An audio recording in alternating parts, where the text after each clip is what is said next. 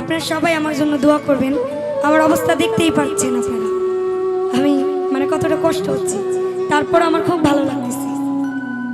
আমি কিন্তু 10 মিনিটের বেশি বসে থাকতে পারি না, তারপর আমার খুব ভালো লাগতেছে যে আপনাদের সামনে বসে আছি। ধন্যবাদ সবাইকে।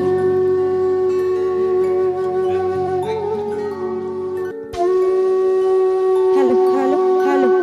তো যাই হোক, আসলে মুন্নি সরকার যখন অসুস্থ ছিল, আসলে দেওয়ার মতো কিছুই ছিল না, কিন্তু আমরা সকলেই ওনার জন্য মাজারে যখন গান করেছি সবার কাছে দোয়া চেয়েছি, এবং আমি নিজে একান্তভাবে মসজিদেও তার জন্য দোয়া পড়িয়েছি এবং সকলের কাছে দোয়া চেয়েছি।